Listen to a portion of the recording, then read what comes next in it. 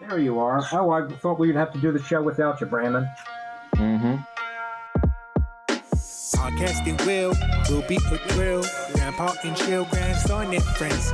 Podcasting Grandpa and chill will be a thrill, grandson and friends. With your hosts, Grandpa Barton, Brandon Fox, Phines Jackson, and Sierra Dawes. This is Grandpa and Chill.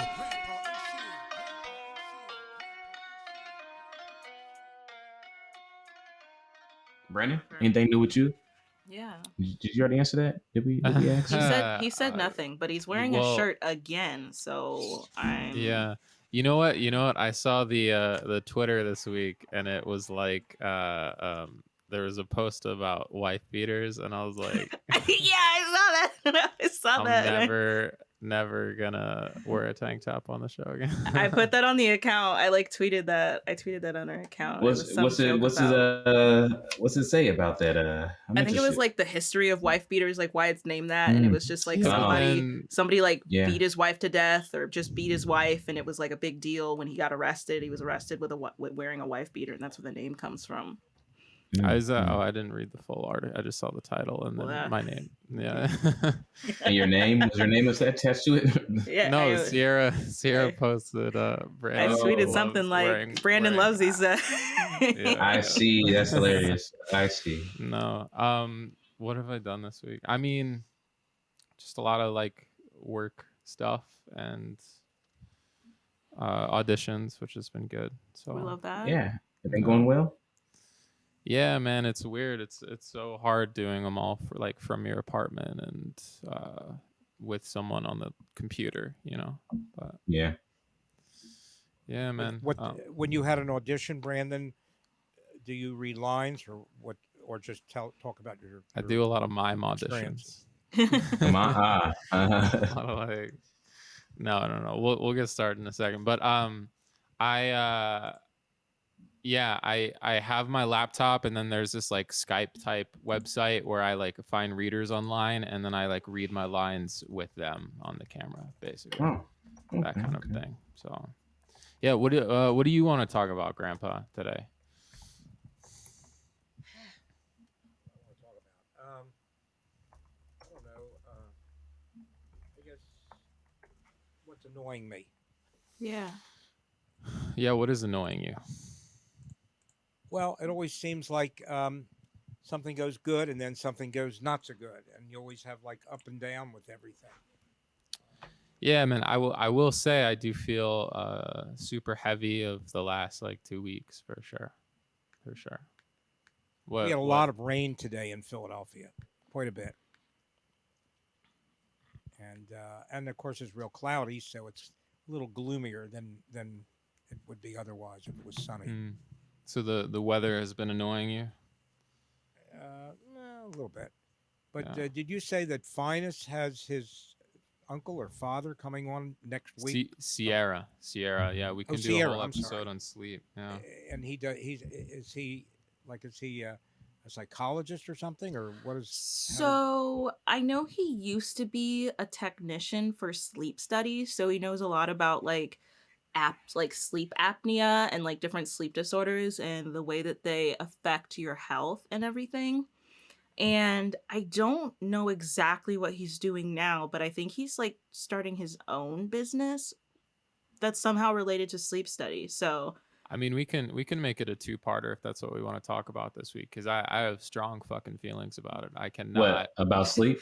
Yeah, dude. It's the bane of my fucking existence, and there's no solution. And I think I might have delayed sleep phase syndrome. But that? I don't get like I feel tired all day, and then I can't fall asleep till like 4 or 5 in the morning. Yes. Oh my gosh. Yeah. It's the worst. It's really. Well, you need awful. to play video games. Well, I could lock myself in a blank room and still not be able to sleep. Right? I just find shit to do while I'm filling the time. But why do you don't sleep well either, Grandpa? Well, I have insight into sleep, which most, this gentleman, Sierra's, what is it, her uncle? Yeah, is not going to, he's going to think that I belong in the crazy house or whatever. But some of it is, what you eat and whether you Mm-hmm. slept too much, and there's different things. But I believe that a lot of it is due to you're picking up brain waves from people and things around you that keep you awake. Everyone, or just you? Well, I don't know what's happening with other people because I never can get a clear answer about that. But for me, I know that factually because I can feel a bug, I can feel a mouse if it's around. I can feel anything, and it's a very strong vibe. It's as strong as any of my other senses, and I'm assuming that other people have it but aren't aware of it, and it may be affecting their sleep pattern. Do You're picking you up things. sleep badly because of this? I have issues sometimes. Yeah, most of the time. Yeah, but sometimes now, are more so than other times. now that you have this insight, like, what is the solution? Like, how can I?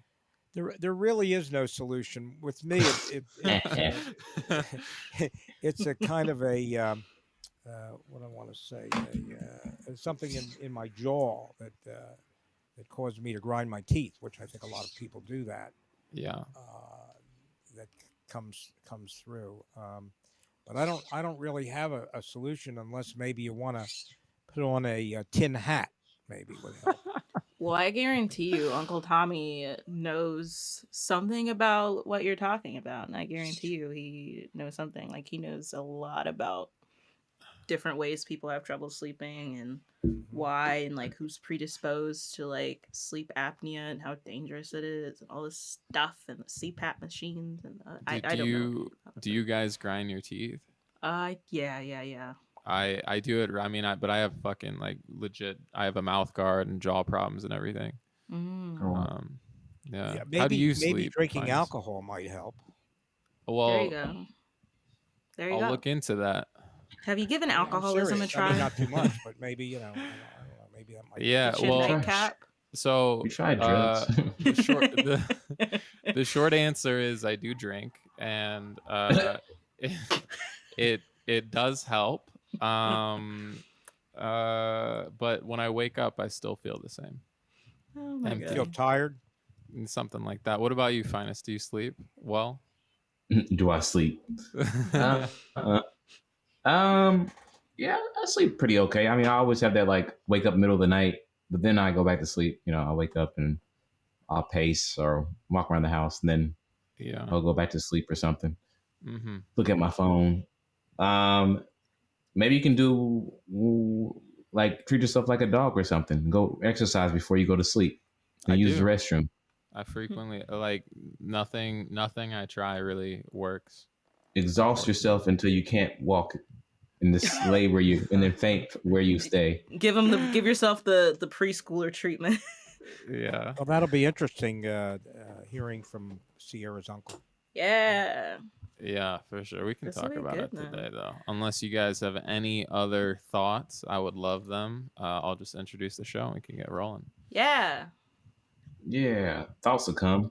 Sleep and Thoughts Part 1. Hi, everybody. I'm Brandon Fox. You're listening to another episode of Grandpa and Chill with my good friend. Finest. Roped you into that fucking one. My amazing, not millennial co-host. Not millennial. Oh, okay. You're talking We're about off to a Grandpa. great fucking start. Grandpa? Yeah. And our amazing producer. China McClain. Oh my god. All right, and that's our show. We'll see you all next week. We've got an amazing group of guests today. The first being Karen, who we have not seen in a really long time. So I'm excited. Is this our homegirl, Karen? This is Karen. We haven't seen you since I was supposed to get my superpowers, bro. Oh, wait, what? Is that me? Hello, how are you, Karen? Hi. How you That is doing, you. Karen? Guess what? It's 73 and sunny in lovely Burlington, Kentucky. Don't be jealous, Grandpa. Wow, Oh, I get am out of my jealous. face. Whoa. It's gorgeous. It's raining right now where I'm at. I'm getting it tomorrow, so. Yeah. bask in the sun while you still can. Good. I can see. For Like sure. we don't have any sun right now. It's whack. Yeah. What's the vibe in Kentucky like right now? On weather or life or me, Life more so. Yeah. sleep, lack of. Sleep. Exactly. Honestly. Oh gosh, you guys, Oh, no, that was seriously, pain. I'm not going to say why I go to a neurologist, but I do, and she has said I have one of the worst cases of insomnia of any of her people. Okay. Oh wow. So this is really in my wheelhouse. You know, we've tried a lot of stuff. But the thing Wow. about Phines, when you get up after the 4 hours or whatever, you wake in the middle for that time, Hmm. that's normal sleep cycle. That's good. You do the Ah. 4, and then if you wake for, that's normal that you wake for a little bit, whatever, and then go back, get your other 4. That's a great night's sleep. I learned that the hard way. I don't get that. So, but yeah, but other than that, you know, if I honestly get 4 or 5 a night total, even broken up, I'm thrilled. So, Dang. Wow. yeah. So I feel your pain, Brandon. Yeah. I have a Do lot you, of do you, dreams, and usually I'm driving somewhere and don't know where I'm going. I'm lost. That's do interesting. you f- what do you think that means, I'm in Grandpa? another town usually. I'm in a town, and I just can't remember the right way to, the right way to get where I'm going. What do you think I that do is? that, but I'm Why do you not in think a you? car. Well, the simple thought about it would be that you don't know where you're going, but that maybe I'm lost in life. I don't know, but I think usually with dreams, they're much more complicated than you tend to think they are. Hmm. I do too. Sometimes I don't even want to think about why I dreamt about something. Like, just, you know, just don't go there. I just tell myself if I was actually sleeping, even if it's a quasi nightmare, I'm good to go. Yeah.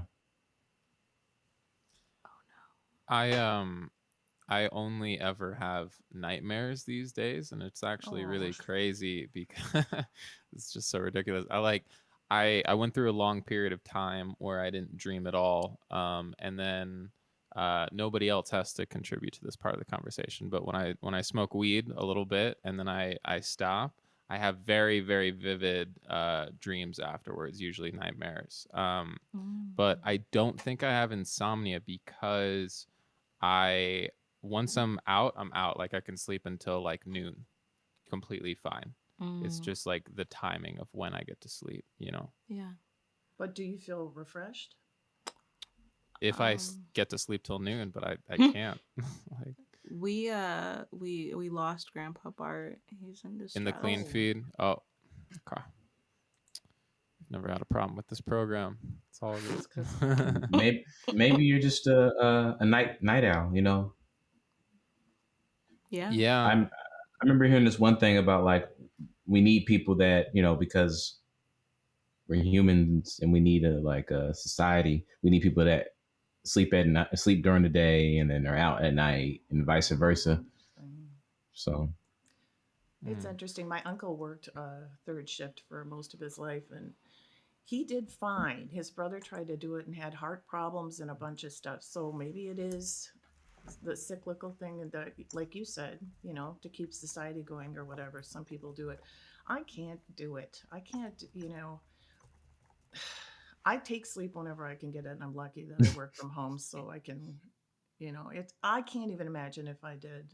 Like my husband, he goes in and does his 10 hours or whatever, and that at that basic time, and comes home with. And he can go to sleep on a dime, So I hate him, and I'm glad I'm happy for him, but hate him at the same time. Takes That's me like hilarious. forever. I have to do this. I have to relax. I have to whatever, all this ritual, and then still have the time. Usually it's my brain. I'm just, I do it to myself. I think of things I shouldn't. I don't do the mice thing or whatever what Grandpa does. I honestly think there should be like a YouTube thing around this man. Oh, hello. With the parakeet. That would be so cool because I remember him talking about that when I was on before, and I just think that's awesome. I just haven't met or heard of many people that have that ability. I don't have it. Yeah. Do you guys? Mm-mm. No, I wish his audio would come back on. Grandpa, I'm on. give me. I'm on you're now. I on. finally We Cool. got it. him. I'm on. Got it. Yeah. Great. Cool. I'll let you take it away, Grandpa. Well, I wasn't able to hear the last few minutes of conversation. So I just heard Karen say something about she wishes she had that ability, but and that's about all I heard of the last few minutes of the conversation. Did you have that your whole life? Uh, I became aware of it. I think when I was, I'd say, in my mid 30s or late 30s. Hmm. Now, whether I had it or not, I don't know, because, like I say, it's something that when when you um, when you pick up the brain waves of other people or things around you, the tendency is um, to make some sort of a reality out of it. So you form a reality. If it's an annoying type of a vibe, then you might have an annoying thought, or a thought that's a negative thought, or vice versa. So you can have vibes that are pleasant vibes, sexual vibes. There's all kinds of vibes, unpleasant vibes, and but mostly what you pick up is stress in society, in our society, I think. Wow. But, I but really I can seriously even think you feel should be I can feel the monitored. vibes of a city when I'm coming in from outside of a city. I can feel the vibes of a whole city. I can feel a mouse in another room, and I know I'll say there's a mouse in there, and I go in, and sure enough, there's a mouse. I can feel just about anything that's alive. I have that, and then also I think we pick up motor noises from vehicles and so forth that also affect our ability to sleep or have peace of mind. Hmm. Hmm. I have a reverse question, Grandpa. Do you feel like you've ever had internal anxiety that you've wrongly attributed to the vibes of other people? It's very possible, sure. Yeah, Yeah, yeah. gotcha. I'm just curious. But but um, but like I have a wife, and I can feel her vibes, and if she moves, I can feel the vibes change. I can be half asleep with my eyes closed, Hmm. and I can feel everything around me. So it's just something in a way you might say in a way it's a gift, but in another way it's a curse. It's like, because it's difficult in our society to live with the stress that we have in society. Overwhelming. Hmm. Yeah. I remember when you were on before, Karen, you said you were either skilled or just very interested in that sort of thing. Like, Yeah. yeah, what particularly? Uh, Just all of it. Just, I mean, on vibes and stuff, what Grandpa's talking about is like I think I talked about before. I had him as a young child. I just do stuff. My aunts have told me that, my family and my siblings. You always knew without anyone saying, something was wrong. And with my sister, with her, you know, she had a cancer diagnosis this past winter, and I called her. I think, I don't know, twice a week. You okay? You okay? Before she was diagnosed. She's like, I'm Mm. fine. We don't talk twice a week. Okay. And I was annoying her, and I knew it. I'm like, oh, you're good though. You're feeling okay. Yeah, I'm feeling okay. And when she called and told me about her diagnosis, she said, I know you knew the whole time. You just knew. She says, I have cancer. She said, I could tell that you felt. And what good does that do? I don't know. I mean, it's almost just, I just stressed out, over it. I just felt something was off. I didn't know exactly what it was, but I felt it was health related with her. But it was like, it's annoying in the sense that I don't, if I can help people around me with it, great, fine, bring it on, and I'll lose even more sleep or whatever. But if it just makes me not sleep, it makes me worry more, and makes me eat more, and makes me whatever more, I take it away. It's, I Yeah. don't need it. I don't want it if I can't do good with it, or, in some way or another. Karen, what type of career did you have? You probably told us before, but I'm sorry I don't remember. Oh, what haven't I done? I, I I was a newspaper reporter. I worked several newspapers for years in Minnesota, and then when we came here, I wrote some books, written paranormal books and fiction and nonfiction. So the author thing, and I've done acting kind of pretty much since my early 20s. And it just, and it ebbs and flows. I have the kids, whatever. No, I'm not gonna, whatever, or community theater if I needed a break and go out and do that. So that kind of stuff. So usually creative. I was a DJ at a station in Cincinnati. That kind of, I enjoy seeing something and can I do this? That's always been my thing. Like, I guess experience something new in my own way, and that's kind of what I've been doing with my Do life. you And I've been lucky enough to do it because my husband, pays the real bills and whatever. And if I'm like, oh my God, I got $200 for a voiceover, he's like, okay, yeah. I mean, he's really nice and everything.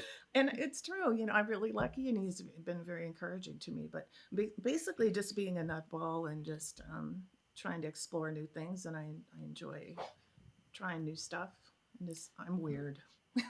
do you think that this you call it weirdness? I don't know. You It maybe is. say sixth sense or sensitivity. Like, it sounds like you've done a lot of creative things. Does it contribute positively to those at least?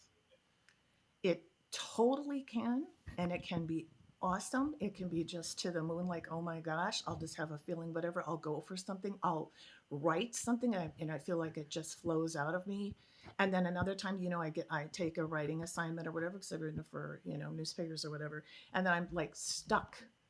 I'm just like, I mean, just totally like, it's such a, it's almost like it makes you question your own ability all the time, because it's like, is this Mhm. because I get sometimes these foresight things or whatever, and this feeling and this um sometimes it just feels god-given or something, just like something flows through me, and I just know things and it's going to be okay or whatever. And then other times I feel such doubt and just empty and everything. So it's like, it can be it can be great. It can be, I think I said this before too. My sister had this great career as a banker, really successful like my dad or whatever. And then I'm flitting all over the place, and it's just kind of like, if I had my druthers, I think it's exhausting being emotive and feeling people's, as grandpa. I mean, I can't even, but the empathy that you have for creatures and for people and whatever, it's overwhelming, and it's definitely life draining. Hmm. Then why you two? Why do you think you guys had this sensitivity? It's just something you're born with, or I think you're born with it, and I think it's whether or not your parents don't. My parents were like, "Oh yeah, you." I mean, this is I was born in the '60s, and they're just like, "Yeah, you. There's something about you," and the ghost thing. I've seen stuff and whatever all throughout my life, and they never said no, you didn't, whatever. They're like, "Yeah, well, we had our brother, whatever, say he saw." They never made me feel like I was lying or it wasn't real or whatever. They knew, they believed me. They believed me. They didn't say, hmm. now go out and whatever and do your own whatever, but they never said you're stupid or that's not real. And in a Catholic family, I'm lucky because they didn't say you can't and it's not and whatever. I'm still Catholic, and I'm still who I am, and that's, I'm mixing it together, and that's just the way it is. But I think in the same vein, if you had parents that were insensitive to you, Hmm. that could cause you to become more sensitive. If you had parents that were not sensitive to your needs or whatever, you would possibly, by trying to please them and get their attention or their love, you could become more a more sensitive person. It could be, So it I could guess, work just either way. my personality. I was kind of born anxious. I just was that, I know for sure. um I was I didn't want to upset the apple cart as a kid. My thing and what I used my stuff for when I knew stuff was to try to mend things and make people feel better. I didn't say, Ma, I felt that you lost a baby or this, but I know, go hug her more, bring her something, do, I'm 3 and 4. I just felt that, that kind of, I just, to smooth stuff over. I think if they would have said don't, at least for the first part of my life, I would have not said anything. Not that I went around spouting it all the time. I didn't. they just noticed it in me when I was super young and whatever. And then if I saw something really like holy crap right in front of my face, then I knew I could go and tell them. But you're right, I don't know. You have the rebellious stage, right, as a teenager, whatever, which I kind of never really had either. So I think I'm entering that now. Well, what does your more pragmatic partner think about all this? He's totally the opposite in one way, but in another way, it's really so interesting because he's totally supportive. I guess what happens, Grandpa, is there have been times I've said to him things like, your company isn't going to be there. I mean, I knew when we moved from Minnesota to Kentucky, and I told him, we were here like maybe 6 months, and I said, they're going to leave, that all I know is your job's going to be over in, I'd say 6 to 8 months. And he's looking at me like, what are you, there was no clue. The company said nothing, absolutely nothing. And then stuff like that. And of course that happened. They moved to Mexico and whatever, and all this, and we had moved our lives here and everything. Stuff like that. He knows enough to know when I say it and I'm not really thinking and not being a wife and just being obnoxious and whatever, if I say something and it just comes out, he trusts it. Because, honestly, probably 7 times out of 10, he knows it's probably right. But I always tell him it's not me.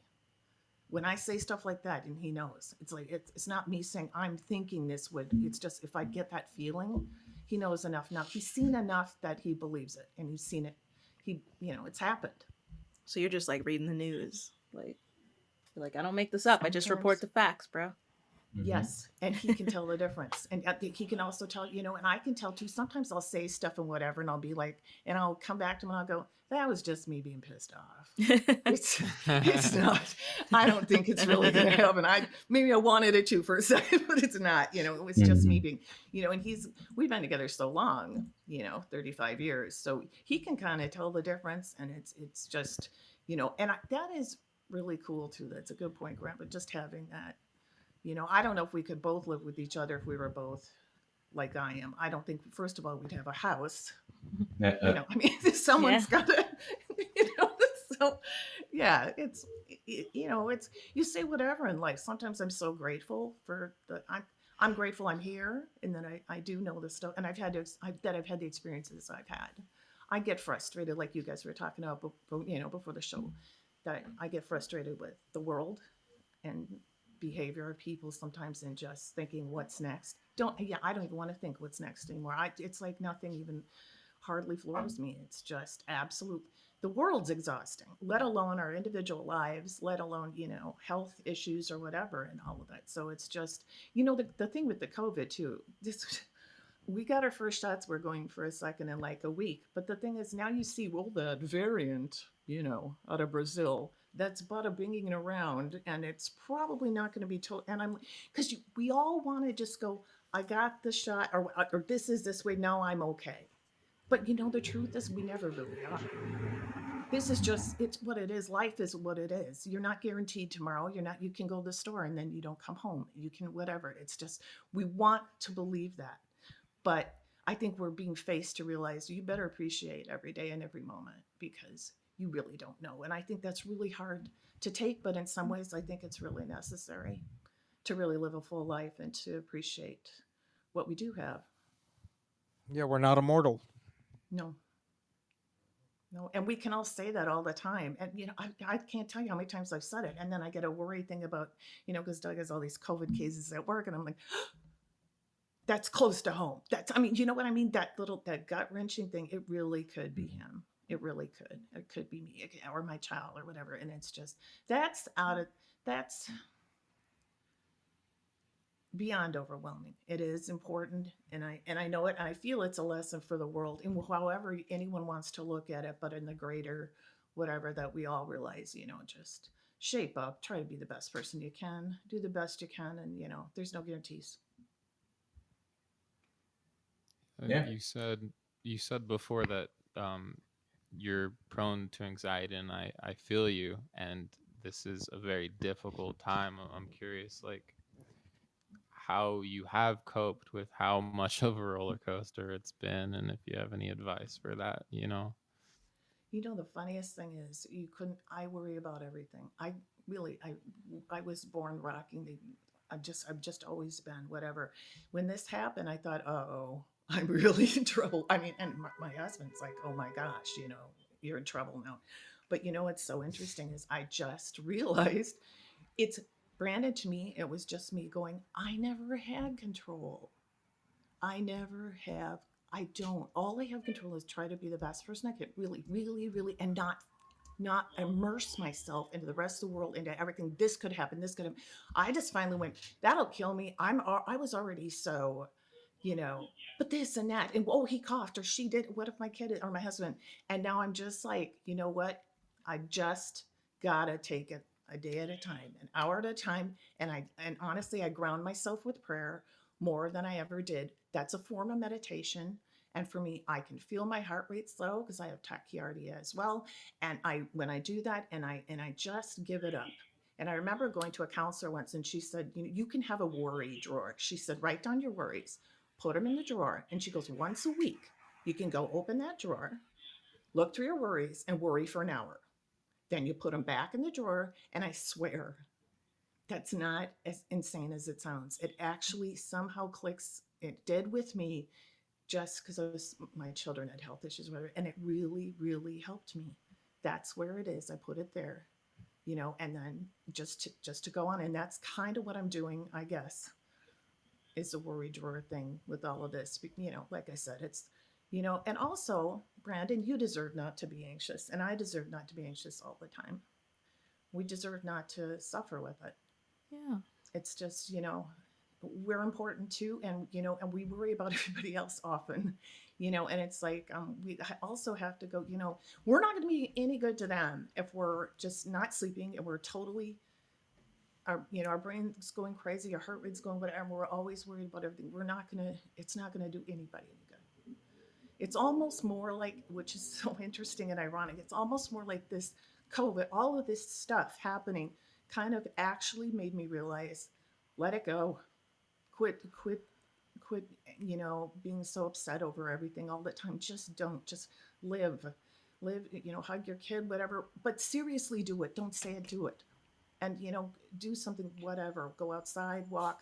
And, I also say, help me. If I need help, I say it to, God, and I believe he does. And just even to help me get through this hour, help me be better today than I am tomorrow, every day than I am yesterday. So that's just, I think too, just realizing you're so important, not only to yourself, but to people around you. Just remember that.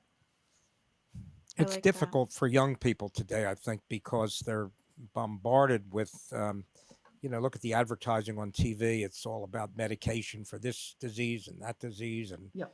and just so much negativism that I didn't have that growing up. When I was born, there wasn't even a TV, television, or had just begun, and now it's just flooded with attorney warnings and illness warnings and everything, and young people are exposed to all this stuff that I really don't think it's helpful for them.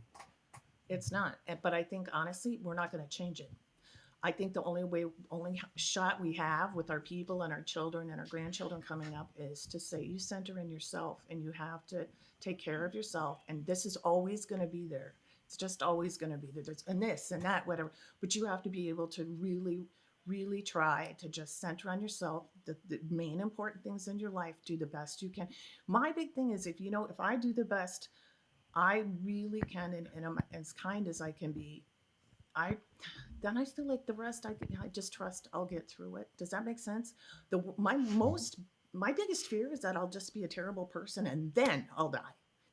I'll have that moment where I just lost it or whatever, and then bam, and I'm being like, oh my gosh, that would just suck. I just don't want. I want to just. It's just not worth it, and I just want to, and I want to be a good example, and and just. We're so bombarded with stuff, and I think too the COVID thing and people getting out if they can and outside and spending time with their children. I don't know how to teach my kid. I understand that. I have children, whatever. They're older now, but just spending that time, and you see the kids going, I don't want to go back to. I want to be with mom and dad. it's back to whatever. When I was a kid, the grandparents lived with my parents. And but I mean, they all stayed together, whatever, and the kids knew their grandparents.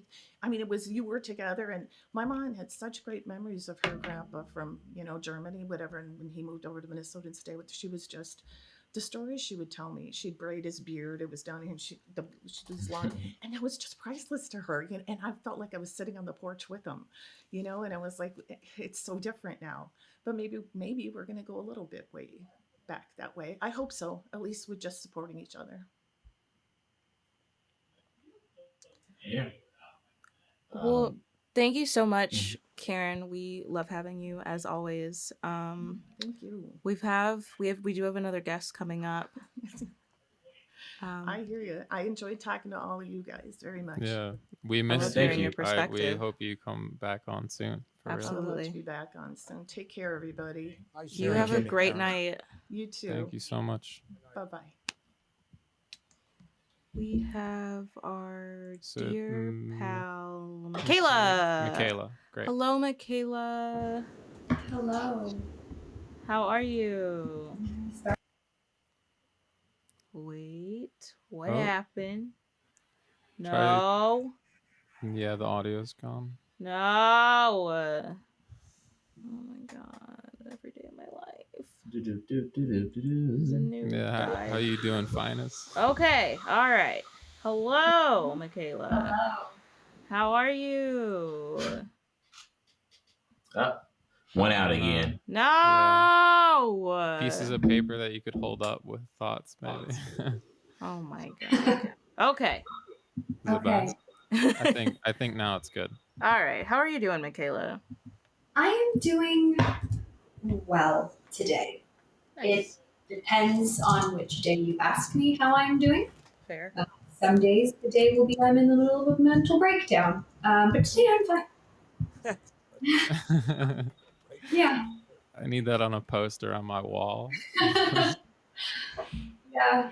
Yeah, we've been talking about a lot. I don't know how long you've been listening, but For a sleep, bit. Interesting. anxiety. Grandpa and the previous guest said that I don't know. She called it weirdness. I don't know if you would call it weirdness about yourself, Grandpa, but sensitivity maybe, or a sixth sense, or I don't know. Yeah. I loved that part because I have books about being an empath and what that means. And Yeah. I don't know if I actually technically am, but I do have, like, I know when people are feeling something, I feel it inside of my own body, which is tiring and sometimes very difficult to differentiate between my feelings and someone else's, which is something I talk to my therapist about quite a lot. Am I correct in remembering that you're an actress? Yes. Okay. Yes. Yeah. Do you find that, I mean, it sounds like it is probably a difficult thing to take on other people's negative emotions, but does it help you or hurt you, or? In my day-to-day life now, it is a lot easier to manage, and it's great when I'm acting, because I can just put myself back in the situations where I felt that. Growing up, it was not so great when you don't live in a happy house and people are not always happy. You have a lot of negative emotions yourself, and then you have everyone else's as well. And that is very overwhelming, especially when you're young and don't really know what your special weirdness is. Yeah. Yeah. And you may blame yourself for things that you're really not responsible for. Oh, If there- yes. Yeah. Oh, yes. There's a whole cascading anxiety that comes with it. It's also a little narcissistic if you think about it like that. But I just don't think about it like that because I don't think I'm a narcissist. That's hilarious. Yeah, right.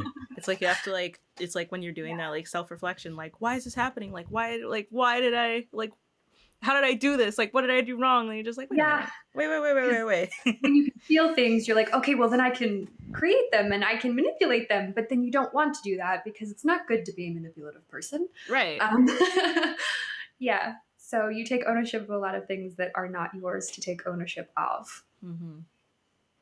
How have you gotten to that point where you feel like you've like you said grew into your weirdness or whatever it is of like coping?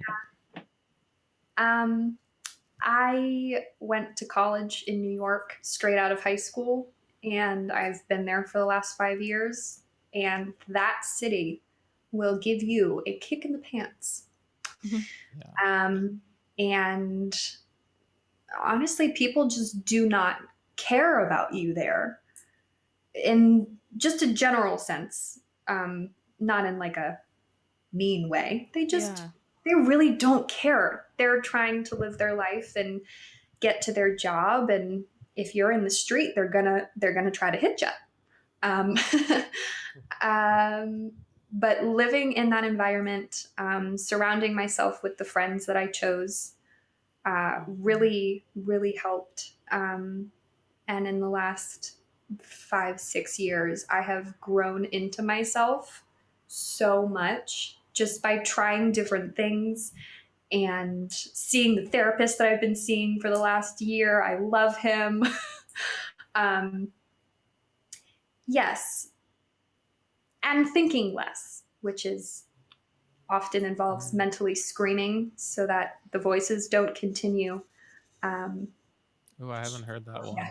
I like Oh, that. yeah. I like I that. do that.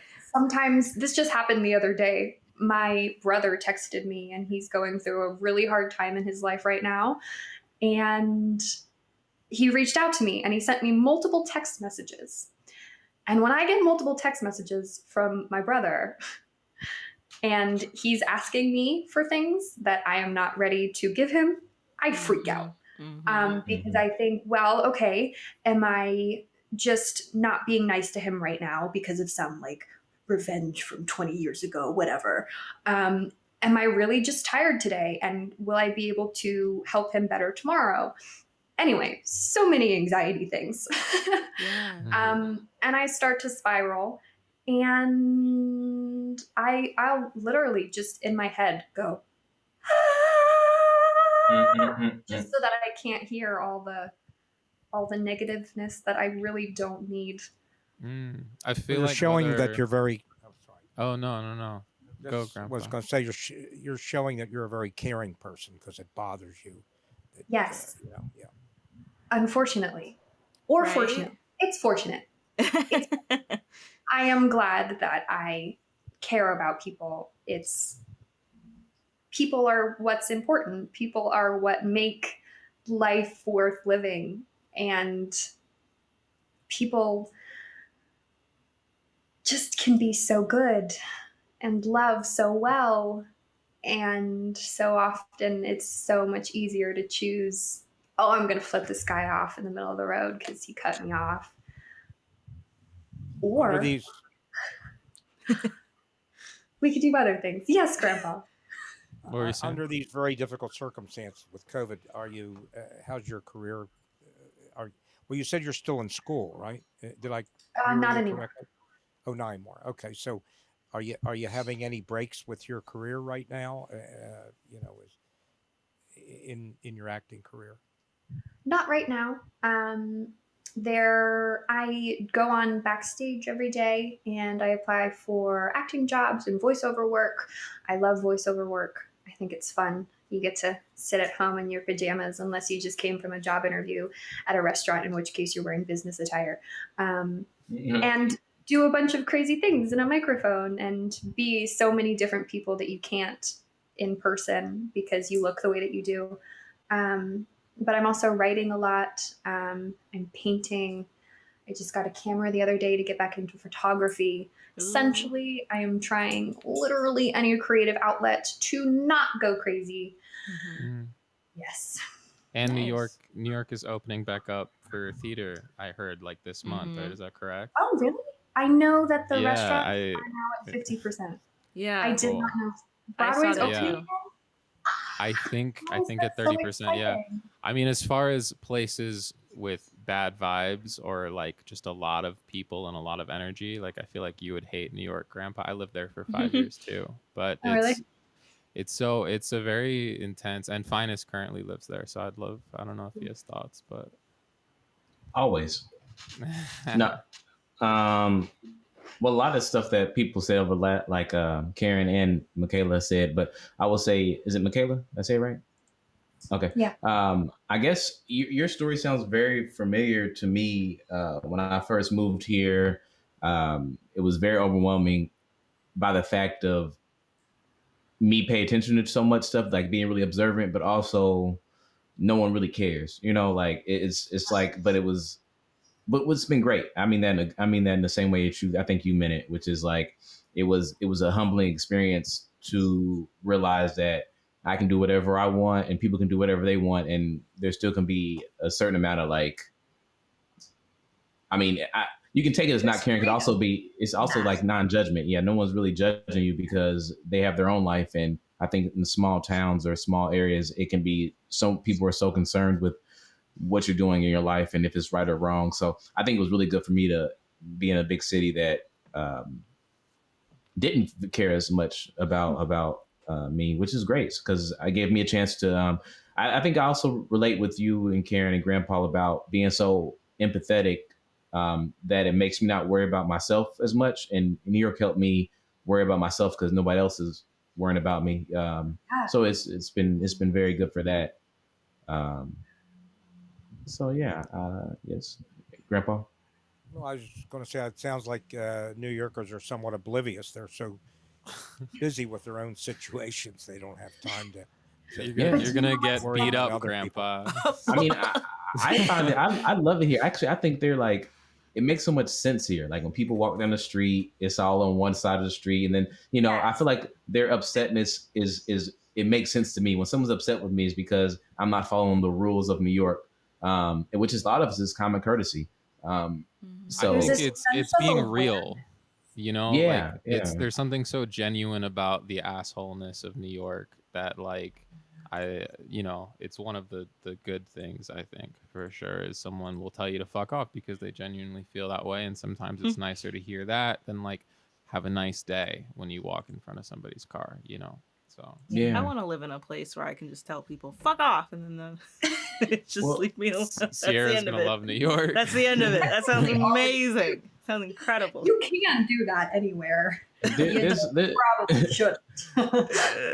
There's something else I thought was interesting that you said about like the narcissism. I like thinking about empath as sometimes not narcissists, but if we're looking at, I'm trying to go back to the Midwest too, of like people being nice and people thinking that they're being like, and they're really just being passive aggressive, or they're being like very mean in certain ways, but it makes them sleep at night and they feel like, oh, I said it in a nice way, and they think they're doing all this good when they're just as narcissistic as someone from someone else doing it. They just do it with a little bit of a smile on their face. And New York also helped me out with that. It helped me to see like, oh, I know the difference between someone that truly is maybe narcissistic and someone that maybe is just blunt, I guess, or I'm also blunt. Mhm. So that's another reason why. I grew up around a lot of deaf people and they don't do sarcasm. They just say it. So I come into a world with other people and I will tell you the answer to the question that you asked, whether you like it or not. Did you say deaf people that you grew up around? Yeah. My mom is a sign language interpreter and my dad is hard of hearing. So we signed a lot in my house. Oh, cool. My brother's I'm hard of also. hearing too. Really? My dad has 50 and 75% hearing loss. Oh, cool. That's crazy. Yeah. Mm. Yeah. They actually I'm sorry. It was just a joke. I heard that you can those implants for people's ears that you can like, hook up your Spotify and stuff. So you can be at a concert and listen to good music while your son or daughter's at a concert playing music. Isn't that Oh my goodness, that's amazing. I didn't know you could do that. That's yeah. That's good. Just drown everybody out. Yeah, it sounds nice. It does. Can also just turn it all off if you want to. Yeah, wouldn't that be nice too? I like that. I bet your sleep would That's be what better. noise canceling headphones are for. Yeah. Yeah. I'm just curious. Would you guys self-describe yourselves as empaths? I wouldn't. No. Michaela, Grandpa's getting a I maybe. I don't know. Well, you know the answer to that with me. What you say? Yes. Yeah. Yeah. Of course. I don't Me too. know. I wonder think how much of the. Oh, sorry. No, go ahead. I was just gonna say. I wonder how much of the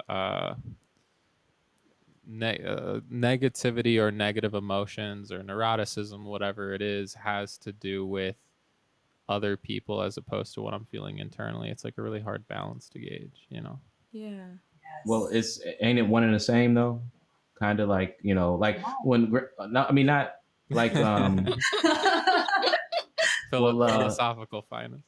Well, yeah, give me I'll defend my reasoning, but earlier when Grandpa talked about being on your own, like having an only child, and being, if your kids are neglecting, how it can help out when sometimes when you're like by yourself all the time in isolation, you get to look inward, and you get to also, it makes you empathetic because you understand how it is to be alone, and you sit with yourself and your feelings, and it can help empathize with other people, I think, because if you're lonely, same way with you being around a bunch of people that make you feel, that's basically it, like Grandpa said. But what was I saying to defend my one and saying about? I do think there's a little bit of the more you get to know yourself, the more self-aware you are, the more you're understanding of your tics and knowing that you're just like everyone else with narcissistic traits and very empathetic traits does make you closer to everyone else, because we are all the same, you know.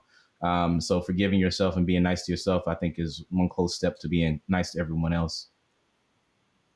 Yeah, I agree with that. I agree. There we go. I brought it full circle. There we go. Brought it around really well. Save that one. Michaela was like, no, and then Hold on. But you pulled it around. I guess it's part of being human that you're always having things that you have to deal with in life. Yeah. You just it doesn't matter at what age. Well, you know what's interesting to me is you're talking about being caring before, Michaela, and a lot of the really negative, just fucking mean people I know are so peaceful inside. It's like a very, you know, and a lot of my nice or whatever friends are way like higher up on the neuroticism scale. You know, it's the people that are always like, fuck this, I fucking hate this. They're really happy, you know. That's so funny. It's an interesting thing. Also, the jobs that require the most empathy are paid less than jobs that require less empathy and more like ruthlessness. I've never thought about that before. Well, I was gonna say that with Karen too. I'm sorry. That's not an original thought of Michaela. No, it's so. I mean, but I was saying that with Karen too. Like our grandpa, like I don't know if we're like in the right society or right time in life that empaths are very, like we're very useful and always going to be useful, but like it's not very profitable in this day and age all the time to be bogged down. You know, like Karen can hardly sleep. You know. Yeah. You know, maybe in a different, sensitive. maybe in a different time frame, different time world, or if everyone's different and we have people that have to be up all night and people that are up in the morning, then maybe there's people that just need to feel and love for a living, and there's people that need to just butcher things for a living. You know. Well, there you go. Yeah, it's a solution. We can talk to the people that are butchering people and go, how do you feel about that? And they're like, good. I feel good. I need to talk about that. Why are you doing this right now? I've been watching a lot of Criminal Minds lately. And just going up to one of those people who have like murdered 18 people. So I understand that this would happen when you were young. That must be hard. Was it the cats? Of course it was the cats. I mean, I feel for you with the cats. Yeah, anyway. Yeah, that's funny. Well, we've got another guest lined up, Michaela, but I love having you. Have you been on the show before? No, No. this Okay, I is didn't think so. an audio thing. I mean, Yeah. Okay. Well, I hope Yeah. we'll see you again. Yes. Yeah, so nice having I'd you love on. to come back. This is fun. Oh, dope. It's Thank you nice so to much. meet you, Grandpa. Yes. Have a She said- beautiful night, fam. See She y'all. said it was nice to meet you, Grandpa. It was nice to meet you guys too. See ya. Nice to meet you. Bye. We got Brandon Templeton. Is The that famous other Brandon. other Brandon? Yes. 3 Brandons in the Brandon's out house. there. How many Brandons? Brandon. Hey, hello. Hi, how are you doing? Brandon, you've been Okay, you listening can in hear for a me. minute. No, Yes. we can't. Yeah. We can. We just can't see you. Hey, I don't know. How are you doing, Brandon? I'm good. How are you? I'm peaking perfection over here. Doing great. Apparently I sleep healthy. Yeah. Do you? What time do you go to sleep, Phines? If you don't mind me. Around 12 to 1 o'clock. Around that And time. you lay your head down on the pillow, and how many minutes until you're out? Oh man. 10 minutes, 20 minutes. Damn. I go to Oh sleep my pretty fast. God. I go to sleep That's pretty fast. crazy. I don't want to hear you complaining. What? Yeah. You know, That's so. You know what? I very rarely complain because I have such good sleep. Honestly, kidding me? Yeah. You know Brandon, what? Also, I'm really good at waking up when I have a nightmare. As soon as it starts getting uncomfortable for me, I'm I like, wake I'm up. out. I'm out. Yeah. Tap out. I'm the same way. Yeah. I won't even touch it. Like if it feels a little eerie in my dream, I'm like, I think I'm just gonna wake up. Yeah. You get up from your nightmares easily too, Brandon. Yeah, I was like when I do dream, it's like I don't get scared either. Like I always tell people when I dream, I either wake up laughing or just confused. Like, wait, what was that? Mhm. Like it's even the ones of someone we will consider a nightmare. Either I just like because usually the ones are just so absurd that I just can't help but laughing. Which I guess I mean I'm a stand-up comedian, so I Yep. laugh at everything. Mm-hmm. Yeah. And would you consider yourself closer to the narcissistic scale or the empath? I mean, I was like, I don't think I'm as far as narcissistic because I mean, I've dealt with like people who like, are like true narcissists, but I was like, I don't think I'm an empath or anything because like I'm actually like my current like day job is something that does like the previous guest requires a lot of empathy, and they had to work with me so long just to like because I just don't care sometimes, which is a fault I know, but it's just like I just don't concern myself with the problems of others. I know that sounds like a narcissist, but I was just like, okay, I feel for you, but like I'm not gonna concern myself. Do you with- fall into that category I was talking before though, where like you feel at peace because of that? It sounds a lot easier to be that way. Right? Yeah, I do. I feel like a lot of peace because like I don't worry and stuff. Like you have to be like really close for me. You know, like oh, I wonder how this person's doing, or when I'm like if like so like I feel like sorry for you, but I'm not gonna lose sleep overnight because of your condition. Or like or whatever you're going through. It's not like I'm not gonna like I know there was a guest she can barely sleep in her room. I'm not gonna like that. I'm like that sounds awful. I'm sorry you had to go through that, and then I'll go sleep like a baby. So you're like really good at being able to like separate yourself or distance yourself from Yeah, like, I think stressors. that's a much better way to put it rather than saying like I don't care. It's like it's Yeah. not saying I don't. I mean it's just I'm just not gonna lose sleep over your issue, and it's Right. like because like I don't like to involve myself in that because oftentimes I don't know what to say. Like people are like, oh, I'm going through this all, and I'm like, I'm not a therapist. What do you want me to say right now? Yeah. It's I get that. And for So I Brandon, got. oh yeah, no, Sorry. you go Phines. No, just to sorry, not to be a rude question at all. What happens when you're sad? Do you like want people around? Do you want to be left alone? I want to be left alone, and it's like just like whatever, just like leave me because I don't want to talk to like people about my problems. I'm like that because then you feel like you're burdening others. I'm like Mhm. Because like what may be a big issue to you is something trivial to someone else, and they'll be like, why are you worried about that? That's no big deal. Like Right. there's so like different connections. And so like, because usually like if I'm worried about something, usually an hour ago, I'm like, why was I worried about that? That's so stupid. Like I just jump from there. So I just usually deal with myself. I feel that. That's interesting. Grandpa, with your extreme sensitivity, do you like being around other people, or you prefer to be away from them because you're so sensitive? Well, I do like my privacy, but then there are times when I do enjoy being around people. I wouldn't want to be alone all the time, and I have a wife that I have a lot of uh, interaction with, companionship. So I do enjoy having someone else in my life, but also do enjoy privacy, and I also enjoy occasionally being with people. So Mm. it really it's not one way or the other. It just depends on whether I'm tired, whether I'm upbeat, how I'm feeling at a particular time.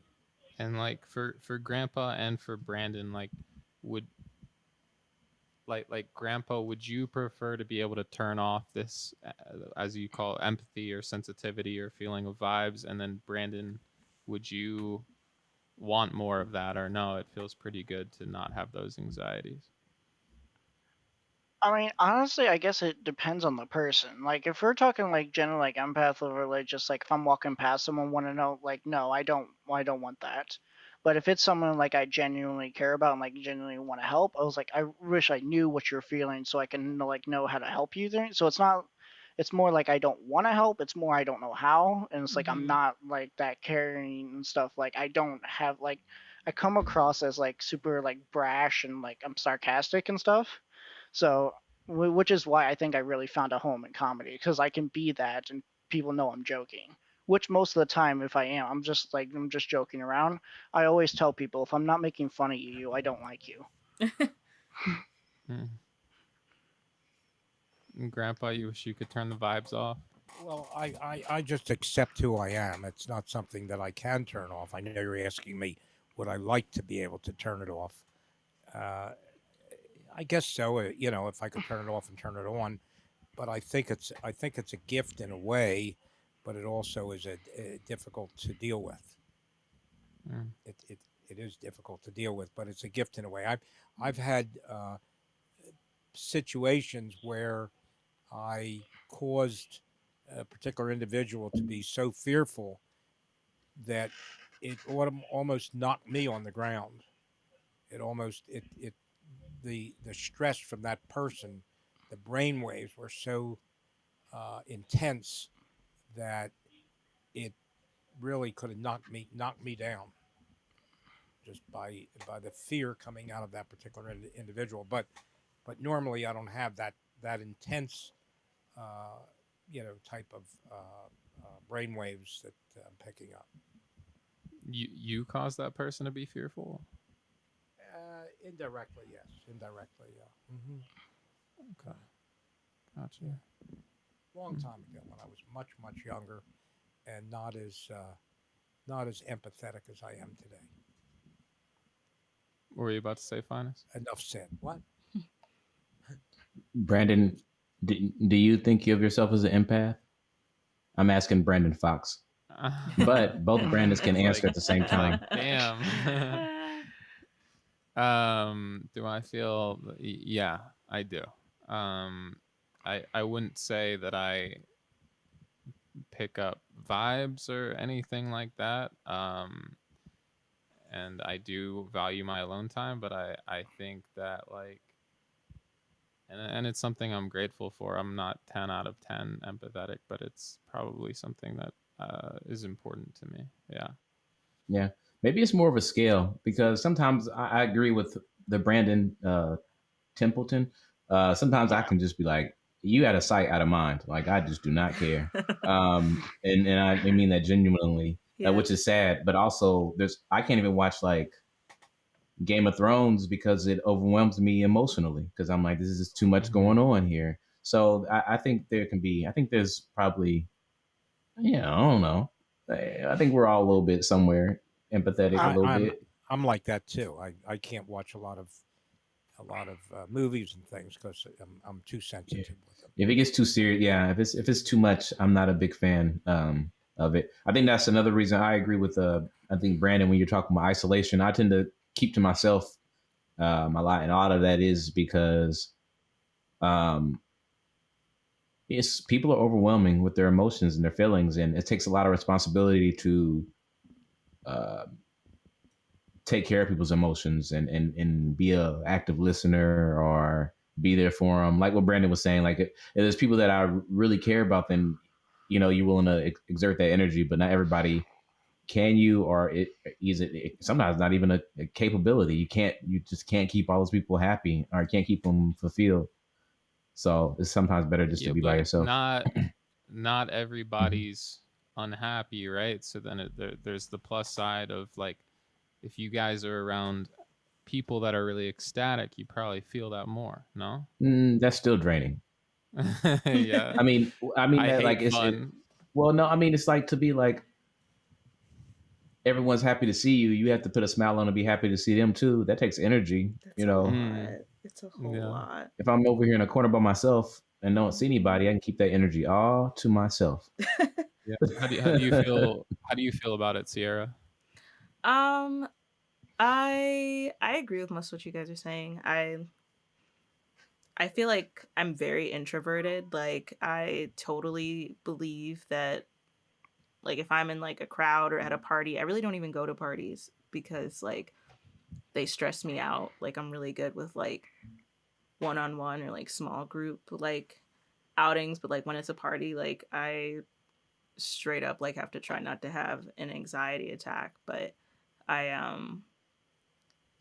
don't know, like it's hard to like dig up energy for people all the time, and sometimes you just can't help it. Like I don't think I'm like an empath where I can like sense things or feel when someone's like upset or if something is like wrong, but if I hear about something, I'll let it bother me for like weeks on end. It's like there's like a name for it when you get caught up in current events and you get like overwhelmed with like national or international events, and like it's stuff that you like have no control over, like the famine in Yemen, for example. Like you find out about it and it's good to know because it's like national news or whatever. It's like it's currently happening, so it's like good for you to know, but it's also really stressful and you feel like you should be doing something or you could be doing something, but there's really nothing that you can do.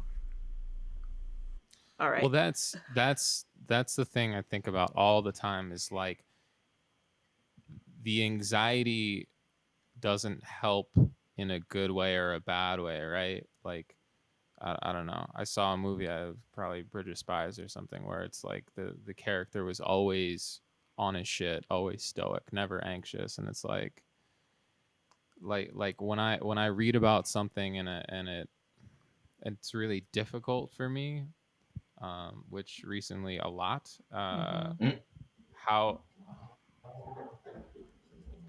me just like staying in those negative emotions don't help, right? Like only my actions help. So exactly.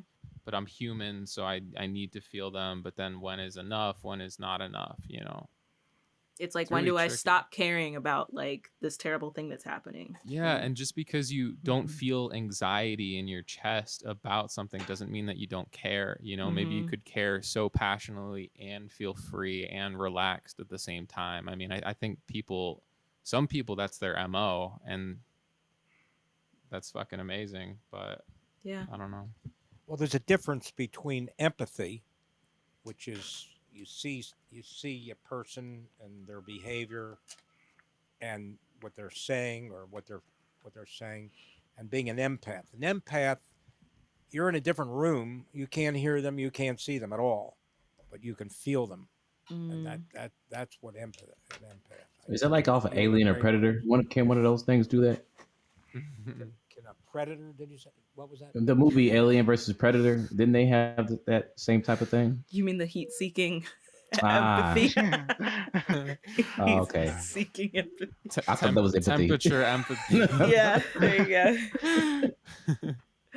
Oh, I love that. I think everybody has a certain amount of empath in them, Right, but they're right. not really aware of it, first of all, Mhm. and maybe it's not as strong. Maybe it's a rather weak. We should weak get our signal. definitions straight. That's important. Is I Right, guess right. what me and Sierra are talking about is just the fact of being an empathetic person, and then what you deal with on a constant basis, Grandpa, is like being a very, very strong empath.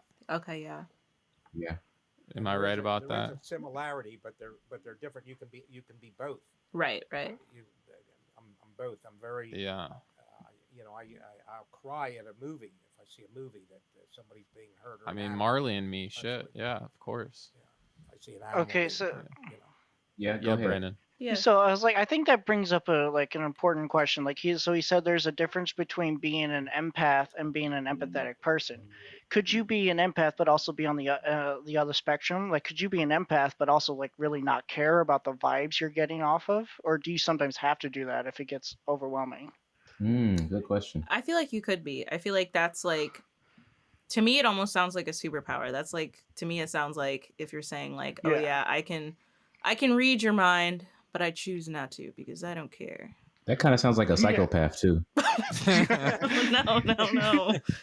Well, right? If they understand what's going on. They understand that you're screaming and that you need help and whatever. But And they just I'm going to do use not that to care. manipulate you, and I get what I want, right? Like, Yeah. I'm gonna let you Yeah. burn in this building. Like what? Well, Grandpa, as an empath, what do you think about that? Can you? Can you not care? Is what you're saying? About all those vibes. Well, you care in the sense that first of all, there's a difference between being an empath and knowing what somebody's thinking. You don't necessarily know what someone's thinking, Right. although that may come into it. It's more about what you're feeling and how it relates. It's almost like like some sort of a dysfunction in your body. You're feeling it physically. You feel their emotions physically, and feeling emotion is not the same as knowing what they're thinking. So you can't really say that you're not going to care. You care or you don't care, because that's what you're actually feeling, that particular thing that other person is feeling. It's the same as sympathetic vibration. Do you know what that is? Mm-mm. Okay. No. If you had two tuning forks, okay, and you hit one, and another one that's close to it will start to give off the same frequency at the same time. Are you familiar with that? Yeah. Yeah, I've I heard about mean, now that you explained I it, didn't was know like, that, but that's interesting. Well, it's the same sort of thing, Mhm. but you're dealing with an emotional thing. We're going super late. Can we get Benin and Martha in here? Is that cool? Yeah. Brandon, you can stay or go. It's whatever you prefer. But okay, you want to stay? Get a sure, I'm end happy of to show stay. party. Awesome, Yeah. awesome, great. Just while I have a chance, I thought about this joke as well of like, think of it as like we got a master empath, right? Who could feel everything. And he's at like a negotiation for a bank heist, and they throw Marley and me on there, and then the negotiator's like, I feel you in there, motherfucker. Come on out. You know exactly where you're I at. feel you in there. Oh, God. Do we have? Have you ever tried comedy? You know, yeah, I You'd have. be really I don't good know. at it. Yeah, I mean, Better than acting, I think. Yeah. You should Hope probably so. be like writing a comedy or something, Phines. Is Martha on? The Air? Martha Cargo. She's muted herself. Okay, she's not on the Zoom. Martha. Hey, Martha. She thought about it. Hello. Martha. Hey, Martha. Hello. Hello. Hey, Hey. are you able to see us, Martha? I am. Should I turn on my camera? Please, No. please, yeah. Please turn on my camera. Start video. All right, here we go. Love Oh, there it is. Yeah. How you doing, Martha? Oh Hi, yeah, my- thank favorite remark. These you. headphones are super busted, so I apologize. Yeah, it's horrible. So They it's look just like, okay. it's they just look really cool. strange. You Yeah, look, yeah. you look like a Like DJ. Yeah, Right? exactly. yeah, Spinning some vinyl. Yeah. that's very funny. Benin and Martha have been waiting on for So a patiently. significant, so thank you so much. Hey, Ben. You know, Hello. I actually have a couple of things to say. Hey, Grandpa, what's up? Hi, how you doing, Martha? Hey, Grandpa, I'm well, good. I'm so good. Nice to see you. So, yes, you too. I just want to mention that I too am an empath. Oh, nice. Oh, hooray! Welcome to the party. However, it's complicated. So I'm bipolar, which makes it a little bit. There's a twist. So what happens to me is that I internalize people's mental health, and that's an issue. Mm-hmm. So for me, like, I a few months ago tried this thing where, you know, it was like a peer supported like group for like, you know, whatever, like mentally ill depressed people. And I went on there and everyone was so sick that I was just like, I gotta go meet. Like, I left within 5 minutes. I was like, and I told my therapist the next day, I was like, listen, I can't be faced on a video chat with people who are so ill that all I want to do is like smile at them and be like, hey guys, it's not so bad, really. Yeah. Really, it's not so bad. Oh God, it's really not so bad. It's not so bad. Spirit's not so bad. So like, I just, you know, in that respect, I really can't be like, it's really difficult for me to be in group therapy situations over Zoom because if I don't know these people and I've never hung out with them, then it's going to be really hard for me to deal with them because I don't know your problems, but I'm going to want to know your problems. And then I'm going to take in those problems and try to process those problems in my own way. And that's not healthy at all. Right. So I sort of had to, I was just like walked away from that. And now I'm more into mindfulness. So I do like mindful walks every day. I like go by myself and walk around my neighborhood in Brooklyn. And I also do meditation, which helps a lot. So I sort of try to do that. I try to integrate it into my practice every day a little bit and just kind of, and I also musician. So music to me centers me more than anything else. So if I need a break, I go into my practice studio that's like literally across from where I'm sitting right now. I go there, go there into this room right here in front of me, and I shut the door, and I play Bach. You know, like that's all. Like I just, you know, put my flute to my face and I just shut my brain down, and that's been the best way for me to. What's that? Keyboard or violin or you keyboard? Flute. Yeah, I remember. Flute. Yeah. Flute. You're talking Yeah. about Do you find that there are positive benefits to being an empath, or it's something that you're actively trying to just shut off and like? No, it's absolutely positive because I'm an actor too, and I think for me, I was a martial artist growing up, so for me, I don't respond well to threat. And when I say I don't respond well, I shut down and I like get cold, which means that I totally respond opposite. You know, I like get cold because I realize that because you can't fight fire with fire, Grandpa, as we know, right? So what I like to say is like you fight fire with smoke, meaning you smoke somebody out. So that means that like you just got to be silent because you just got to give them their space and let them be heard because that's all that they want. Someone shouting, homeless person shouting at you on the train, they really aren't shouting at you. They're shouting at something else. Unless it's directed at you, unless they're pointing at you and shouting at you and sitting next to you and like assaulting you, it's not directed at you. So you better fucking take a break. It's not directed at you.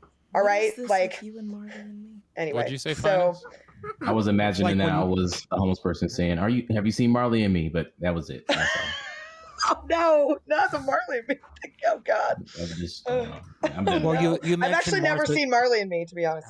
You mentioned, Martha, that you internalize things. I do it differently. Before I realized what was happening, the vibes that I was picking up, the brain waves, I internalized my own thoughts. If it was a negative vibe, I internalized something that was in my life, not what was happening in that other person's life. Now I realize what was going on, so I'm able to separate the two. So, Right. And that comes with age, that comes with experience. Are you able to feel, literally feel people's emotions without seeing or hearing them? No, it's not that extreme. But I'm the same way with a movie. I mean, I can't watch horror movies because I really am affected by terror. Like, I cannot watch someone be traumatized in real time. I can watch, like, Law and Order Criminal Intent once they're analyzing what has already happened and there's already a corpse.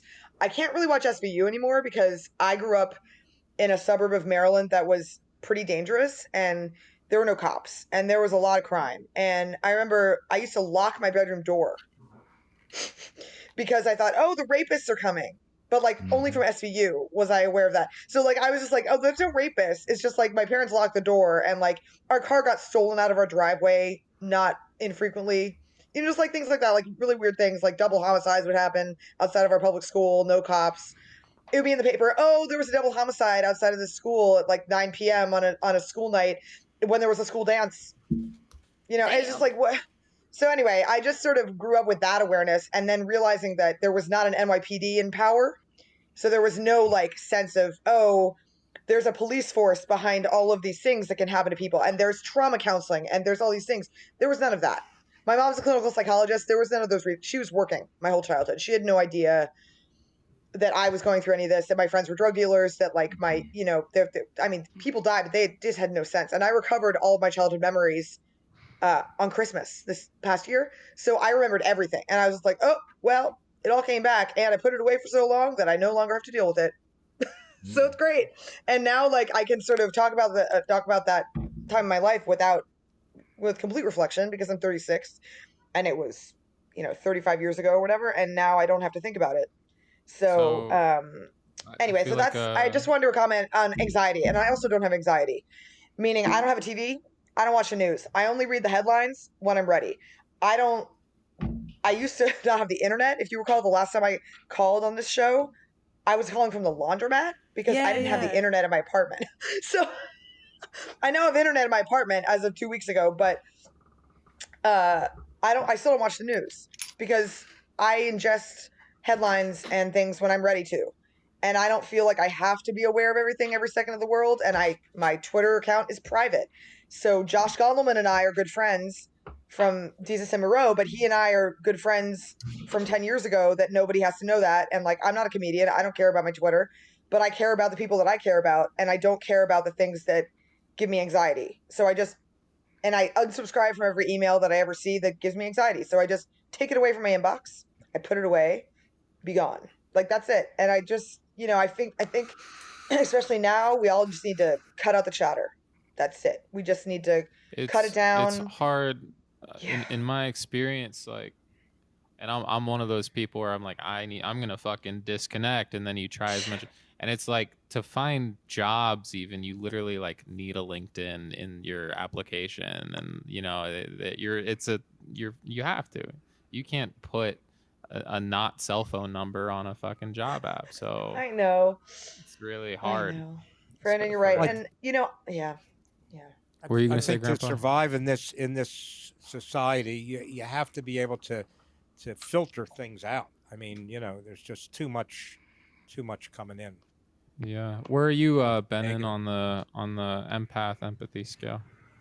Well, I mean, I can't sense it from other people. Like, I don't feel it when I walk into a room, but it's more along the lines of that I will care depending, like, I will, if I can help you, I will. Whereas if I can't help you, then I will try to send you something or give you some, like, I'll try to make you laugh if I can to make you feel good. But I'm more of, because I have high anxiety. That's why I couldn't come on last time you asked me, because I was dealing with my mental health at the time. So I'm more along the lines of, I love everybody, but I'm going to take care of myself before I take care of the guy next door. I hear you. And that doesn't make you a bad person. That just means taking care of what's more important first. Yeah. Absolutely. You can't help other people unless you're okay yourself. Yeah. What about you, Brandon? What you feel?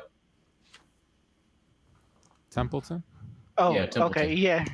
Yeah, so I was actually gonna say like exactly what Grandpa was saying, like, especially like if you you need to help yourself before, and because and that's like, I was like, if I ever was like in a position need help, I'm like, make sure you're good before you go and give someone else, because if you try to help other people when you can't helping yourself, that can end up negatively impacting you. And me personally, I would be devastated by that. Like, if you went out of your way to help me and hurt yourself in the process, I would never be able to live with myself. Like I was like, no, go take care of yourself, and then we can come back. See, that's the ultimate act of empathy right there. You're worried about them hurting themselves when they're helping you. That's empathic, totally. So just as a comment to you, if you think you're empathetic, I think that's totally not the case. You're worried about other people worrying about themselves first before you, and that's already like the ultimate act of grace. When we're talking about like, selflessness, that's what that's about. Like, so. Martha, your mother is a clinical psychologist, you mentioned. Yes. Was that helpful to you as a child, growing up with a mother who, has Very that good question. knowledge? Yeah, so she went into it herself because her father committed suicide. And then, so when I was growing up, I'm an only child, and which is its own can of worms. We can talk about that separate issue. But, I was born in 1984, and when she was 38, she was doing her PhD at the time.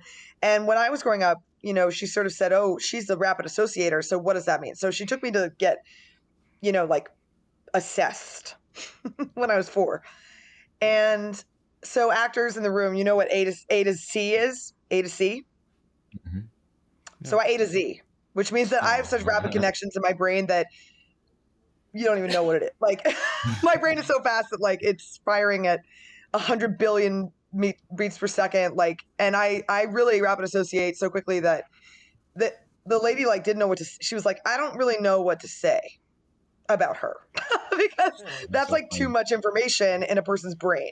Mm-hmm. And it's just like too much. So I've always lived with that knowledge. And, I was depressed for several years, and it killed a lot of things in my life, but it didn't kill my memory. So when it all came back after my recovery, I was like, oh my God, I just like put a lot of things away. Now it's back. So I can kind of talk about everything in reflection. And yes, of course, in a lot of ways, my mother is my greatest advocate. She's coming to visit for Easter. She's coming to New York City, and I haven't seen her in about a year. And we've been in touch very constantly. I call her, like, text her all the time, a couple times a day, call her every day, talk to my dad every day. My dad's 79. So between the two of them, they are absolutely the infrastructure that I've needed in the last 5 years when I've been sick. So, it's sort of, I'm grateful for her knowledge. I'm grateful for my mental health history, my family. I'm grateful for all of it, because without it, I would not be me. I would not be in recovery. I would not be seeing myself in recovery for the rest of my life. I would not be, in a lot of ways who I am now. And so absolutely. I think, of course, she is absolutely a person that, she was in denial. I mean, I was bipolar my whole childhood, but of course she was like, oh, she's just busy. No, Ma, I'm masking my pain with a lot of work. That's not what, being busy is not really healthy for a person of that level. And like, so when I was 18, when I was diagnosed, it was kind of like, oh, well, I think she could have seen the writing on the wall, but she was working full time when I was growing up. So like, there's only so much you can see when you're working all the time and not spending all the time with your kids. So, right. So the issue that you had as a child, because you said you had a lot of stuff that opened up to you, was not possibly caused by trauma as a child, but more by this bipolar condition, which I'm not too familiar with. I'm sort of right. Manic depression. It's sort of a mystery, right? So it's sort of the thing that like that like everybody thinks about and everybody knows the term for, but look, nobody actually knows what it is. So like bipolar disorder is a thing. Oh, thank you.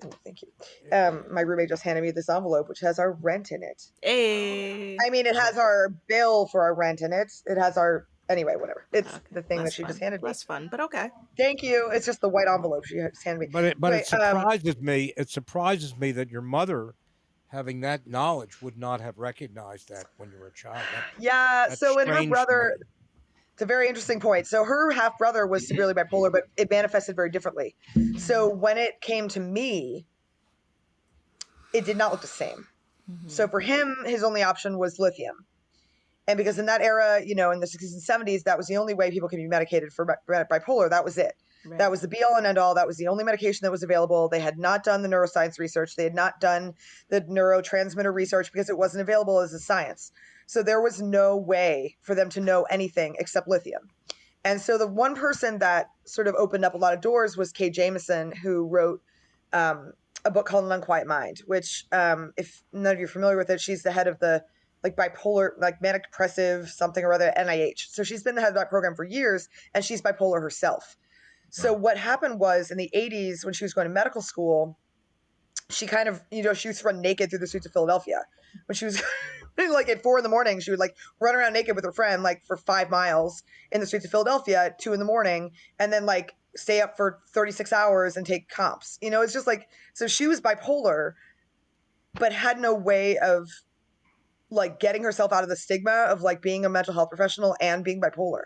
So like my mother went through depression, but Kay Jamison went through something different, which is when she went public, when she told her colleagues that she was bipolar, her colleagues said, "How dare you? Get the fuck out of this profession. How dare you? How do you treat people when you're sick yourself?" Now that is a question that has become the sort of pet project of everyone, right? How do you act when you're, borderline? How do you manifest, like Heath Ledger, did he die because he manifested the Joker too hard? Like all these things are like sort of in the wind, but at that moment in history, nobody knew what to do with her because she was an enigma. She was a person that wanted to treat people with her disease and was living through it herself. Right. So she became this sort of paragon of like, so I read that when I was diagnosed and it changed my life. So she's written a number of books about historical figures that were probably bipolar, like Schumann and Berlioz and like all these composers in history that were probably bipolar, but were untreated and had syphilis and all these things that like were out of their control and like developed alcoholism and morphine addiction and all these things just to self-medicate because they were dealing with their creative mind and their fury and their romanticism and their power and their madness and all these ways that they couldn't handle because they had no resources other than drugs, illegal drugs that were not developed for the purpose. So that's a short version of the sort of long and sordid tale of what bipolar means to me. So if your mother is bipolar and you have a brother who's bipolar, she's not bipolar. My mother, she's not. She's not she's bipolar. not. My mother's okay. Correct. So is it a hereditary thing or is it an empathetic thing that you want to empathize with the brother that you may? No, so I didn't know him very well. No, so I didn't grow up with him. So it's very much that's another thing, right? So is it? There's a lot of questions. It's an open-ended illness. So is it just neuroscience? Is it genetic? Is it environmental? Is it trauma related? Probably all of these things, but I grew up without trauma. So, for me, it wasn't trauma related. It was probably a strong genetic component that was also tied to the depression that ran in my mom's side of the family. Right. But this is an open-ended question. It's like, why did Robin Williams develop this specific type of dementia at the end of his life? Because he lost all of his characters. And his wife has devoted like all of her living life to solving that problem and devoting a lot of money and medicine and starting her nonprofit towards that specific type of severe dementia that he developed so badly at the end of his life. So, there are these, this is an unending question. When they do my autopsy, maybe my brain will be crazy. I don't know. No one knows really. Yeah. So Yeah. it's just sort of like this mystery that I'm a living mystery and my uncle was a living mystery and he died of brain cancer 10 years ago, 15 years ago. And so, and they did his autopsy and they found out that he had brain cancer. So they didn't know that he had brain cancer until they did an autopsy. So he had his, and that was perhaps due to long-term lithium use. And there was like all these things that like we don't know still, even though this, 50 years later after using this medication, there's still no real answer to anything. And there's everyone's brain is anyway. So yes. You're talking about using lithium still. Correct. Is that what you? And also, but neurotransmitters are specific to everyone. So there's no hard and fast combinations like antidepressants. Everyone's brain looks different.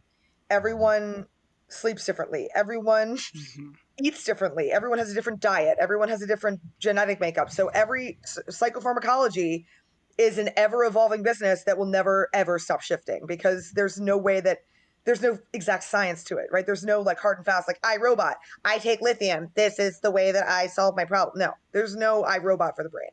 There just isn't that. So yeah. Anyway, that was too much information. I apologize. No, it's really interesting. Thank you so much for being so. Yeah. Wow. Well, Benon, you said that you've had some issues. And I remember having you on our podcast before. How are things going now? I just called a in my area we call it the office, so it'll take them about 3 to 5 days because they're going to go through who they have available. So I'm going to get myself a counselor because Good, great. yeah, because I've Amazing. been through this before. I was on medication at one point for 5 years, and then went off because I thought, okay, college is over, the stress is over, you've lost your weight from college, you can go look for a job, you'll be fine. Now with the pandemic, with my dad usually out of the house, my mom usually out of the house because she works, then it's like, okay, you're not able to find a job at the moment. There's a lot to think about. Right. So sometimes the little monster in our head tends to creep up on us. So if we can get a counselor to help me manage that, then I hope it works. And Martha, I'm sorry if I'm getting your name wrong, but Yes, that's right. Thank you for being so candid about your issues, because I'm a big advocate for mental health. My sister has bipolar as well. Have you ever heard of Mauro Ranallo? Because he is like the GOAT when it comes to fighting broadcasts, like UFC, MMA.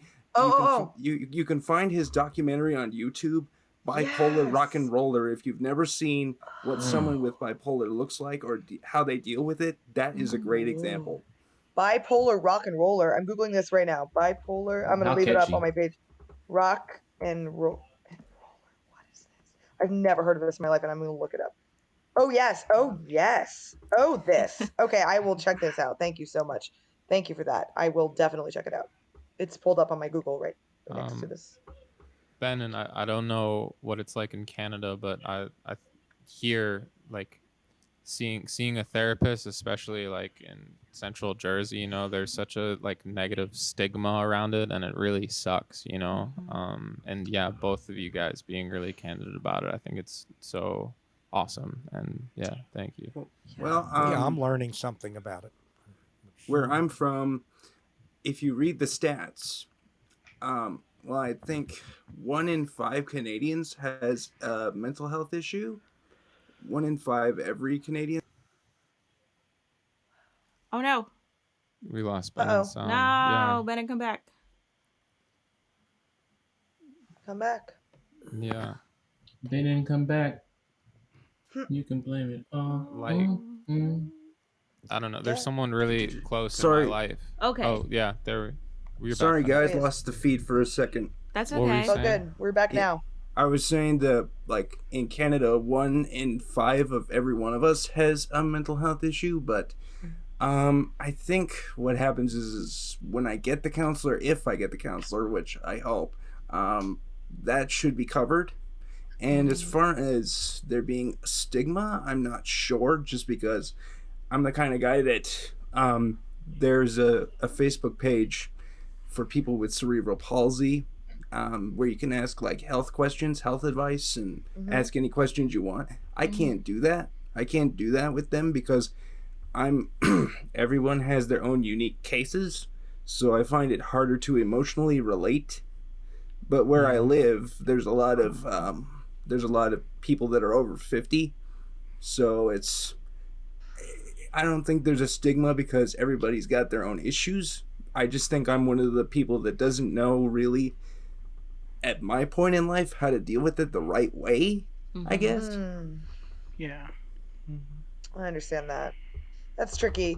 And I will say, like, just use whatever resources you can get, including your friends, because honestly, for me, my community in New York, I've been here 11 years since I was 25, and it has been indispensable because my people are my people. They trust me. They know that if I'm in crisis, if I'm not answering the phone, they'll show up at my door. That's so nice. So, And you you know, said it's that like you- they know me. Yeah. And you said you have a close relationship with both of your parents. They've been real helpful for you. And Correct. And when I'm totally unfamiliar with bipolar, but my question is this something that what is the let's say the schedule of it? Is there a schedule? You're so much time not bipolar, and then That's a very good question, actually. So there's cycles. So people are sometimes rapid cycling. Right. So cyclical. Right. So exactly right. So the bipolar thing is the idea that there's cycles. So I'm not rapid cycling, which means that my cycles can take, well, hypothetically, when I'm medicated, months. Sometimes I don't turn. So sometimes I don't flip. But what I tend to do is talk too fast and have too much energy. So that tends to happen if I'm just slightly not sleeping too much, like enough, or like slightly overworked. So what'll happen is I tip over and then I start to cycle up, and then my therapeutic community says, okay, you got to cycle down. So then I start to alter my medication slightly, and then it dials it down. But it's like really small changes. For me, I'm not a drastic. I don't self-medicate with anything. I don't drink. I don't smoke weed. I don't smoke cigarettes, and I definitely don't do drugs. So like, other than the drugs that are prescribed to me. All right. So I was on intravenous ketamine for 6 months, therapeutically. That's a separate issue, and it very much helped me, but that's a very experimental thing that I can talk about offline if you want, because it's not very publicized. But it was a research study at Columbia University. So I did that for 6 months before COVID. Oh, cool. And it really worked well. So, but ketamine, I would not suggest doing that microdosing at all, because it's a very traumatizing thing to dissociate. And if you're not prepared to do it, I would not suggest doing it at all, because it's horrifying. So unless you're like in a place where you can accept the fact that you're going to dissociate from your reality and just not be there, that's fine. But people microdose at parties. I don't think they understand what like intravenous ketamine looks like. Anyway, so the point is, to answer your question, Grandpa, I do not rapid cycle, which is a lot better than most. So there's 2 types of bipolar. I'm bipolar 2, and there's a lot of reading to be done. I can give you a bibliography if you'd like. I have some really good reading on it if you'd like to read up on it. But suffice to say, there's a lot of complications, a lot of still research to be done, and there's a lot of scholarship on it. It's ever evolving, and every case is different. For me, I just do not rapid cycle, and I don't do a lot of drugs. Well, I was referring to, would it be like once a day, once a week, once a month, once exactly, a year? Right. You know, that so sort of for me, cycle. yeah, rapid cycling means every 2 times a day sometimes, and I do not do that. So I tend to cycle if I'm cycling up, it means every 2 weeks. So if there's a 2-week period where like if I start to get aggressive and I peak after about 7 to 8 days and I'm coming down from it, I know that I've got to take a little bit of medication to get the edge off, because otherwise I'm really obnoxious and hard to work with at a day job. It doesn't just come on suddenly. You have some sort of indication that it's coming correct. on. Yeah. So I start to like, I keep a really careful diet. I have a very fast metabolism. So if I'm decompensating with sugar, or like too much sugar, or like I don't drink caffeine anymore. So like I don't decompensate with anything like that. Like I literally can't ingest anything that throws off my balance, because otherwise I will tip. So it's just this sort of critical. I'm Ayurvedic essentially, and that's sort of annoying, but you know. You seem very normal to me. Yeah, thank you. I appreciate that.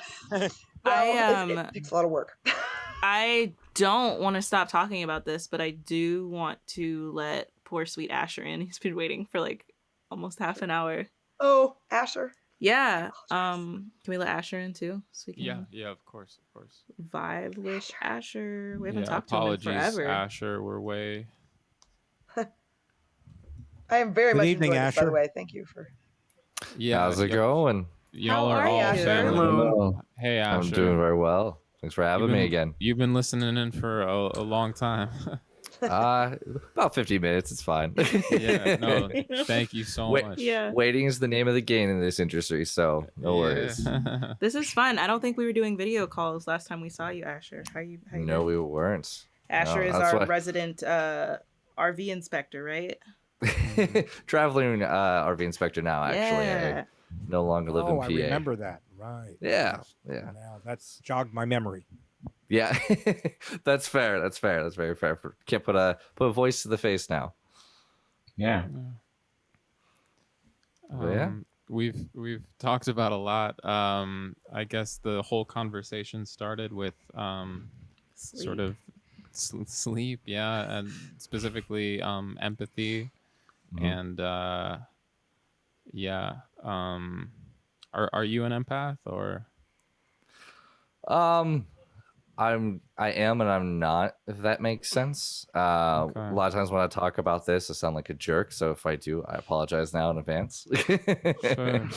I like to warn people about that. I can definitely, I don't know if I can sense through walls and whatnot, but I can definitely feel people's emotions. But just from past experiences, I choose to turn that off unless I wish to actually assist this person, because the problems I've had in the past with empathy is I wanted to help everybody, so I would stay up till late hours of the night, not sleeping to go to work the next day, and it kind of caused me problems. But what really stopped me from wanting to help everyone was the people who you would assist at, like, attempt to help them, and they just choose to do nothing because they prefer to stay in the position they are. And for me, I've always been of, okay, I have a problem, I need to fix this problem so I don't feel like this anymore. Granted, it's not always that easy, but that's kind of how I've gone about it. Out of everybody, you're the first person that I've heard say that they are able to turn it on and off. Is that just something internal that you do, or like how? It's a long story short. In the young years of my life, I was heavily training to enlist into the military. My passion was to go into special forces, or do some sort of government like SWAT, something of high stress, high danger. And part of the training was I need to turn off either the fear or the nerves of doing something so I can do the job in front of me. So I think it's a lot of mental power, and I had a head injury when I was a child, so I should be mentally retarded, dead, or something, and I didn't have that. I know I touched on that last time. So I'm the most literal person you'll probably ever meet. When someone asked me what I wanted to be when I grew up, I said taller.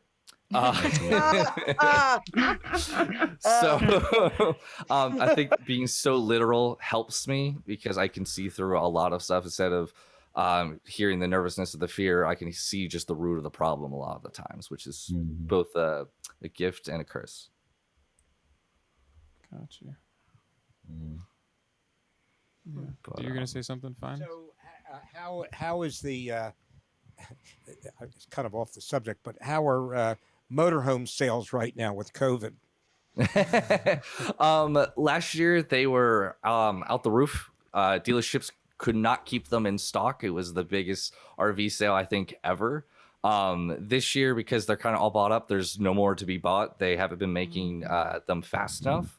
Though this year my brother actually became a RV mechanic. He's a mobile tech now. And he's been doing some repairs on RVs. So that has happened a lot more, because a lot of people bought RVs, realize they're like a house, but they're not a house. So they end up breaking the refrigerator, their propane tank has a leak, something like that. So everything's going up and up. I'm awesome. I'm able to quit my job now. I'm traveling full time. So it's great for me. Wonderful. Congratulations. Yeah, congrats. That's awesome. Thank you. I remember you helped the buyer make sure that the RV is in good condition, roadable condition. Yeah, I do. The main one was I basically inspect it head to toe as if it was a house inspection, make sure nothing's going to blow up, make sure the electrical is correct, everything functions.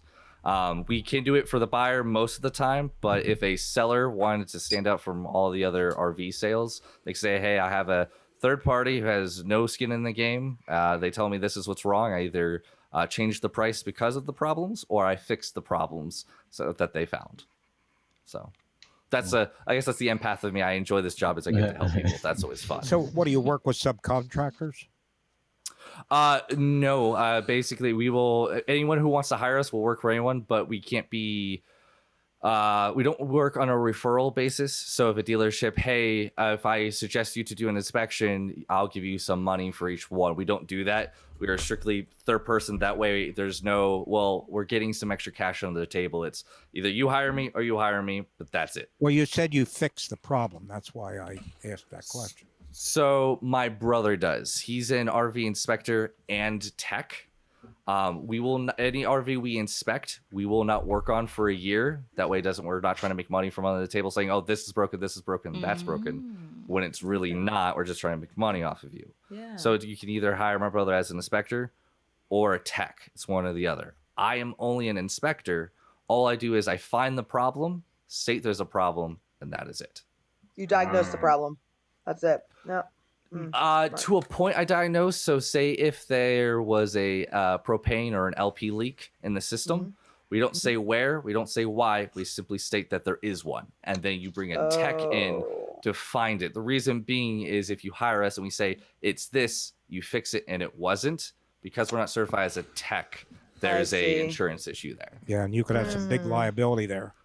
You have no idea. When it blows up and takes out a couple other units. That happened. I working a retail job a while back. A lady, her husband and son were driving down. They looked behind them. Their RV was on fire while they were driving it, just like that. Thankfully, they got out, but everything they ever owned and everything just combusted. So, wow. Yeah. Again, they're like a house, but they are not a house. It's not a house. Yeah, it gets pretty interesting. Some things you can find. Yeah. One of some things that this is an interesting thing. It's something called a hot skin test that we do.